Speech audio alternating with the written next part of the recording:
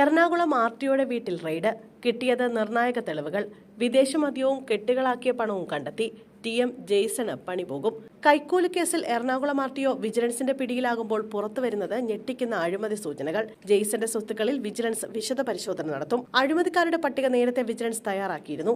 ഇതിൽപ്പെട്ട ഉദ്യോഗസ്ഥനാണ് കുടുങ്ങിയതെന്നാണ് സൂചന. അതേസമയം ജെർസന്റെ വീട്ടിലെ വിജിലൻസ് റെയ്ഡ് പൂർത്തിയായി. ജെർസന്റെ അറസ്റ്റ് വിജിലൻസ് രേഖപ്പെടുത്തി. പ്രതിയെ ഇന്ന് ഉച്ചയ്ക്ക് ശേഷം കോടതിയിൽ ഹാജരാക്കും. 80 ലക്ഷത്തിലധികം രൂപയുടെ നിക്ഷേപമാണ് വിജിലൻസ് റെയ്ഡിൽ കണ്ടെത്തിയത്. 80ഓളം വിദേശമദ്യ കുപ്പികളും പിടികൂടിയിട്ടുണ്ട്. ഭൂസ്വത്ത് സംബന്ധിച്ച രേഖകളും കണ്ടെത്തി. 20 മണിക്കൂറിലധികമാണ് ഇയാളുടെ എളമക്കരയിലെ വീട്ടിൽ റെയ്ഡ് നീണ്ടുനിന്നത്.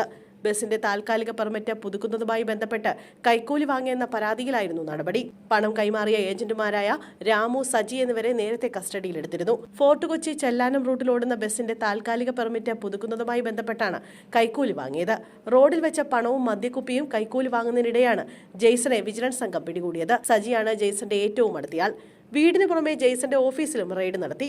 റബ്ബർ ബാൻഡിട്ട് ചുരുട്ടിവെച്ച നിലയിൽ 60,000-ഓളം രൂപയും കിട്ടി. 50 ലക്ഷത്തിലധികം പോകുന്ന നിക്ഷേപങ്ങളുടെ വിവരങ്ങളും ലഭിച്ചിട്ടുണ്ടെന്ന് അദ്ദേഹം അറിയിച്ചു. ബാങ്ക് അക്കൗണ്ടുകൾ അടക്കം പരിശോധിക്കാനാണ് വിജിലൻസിന്റെ തീരുമാനം. ബന്ധുക്കളുടെ നിക്ഷേപങ്ങളും പരിശോധിക്കും. ജെർസൺ വരവിൽ കവിഞ്ഞ സ്വത്ത് സമ്പാദിച്ചതായാണ് വിജിലൻസ് സംശയിക്കുന്നത്.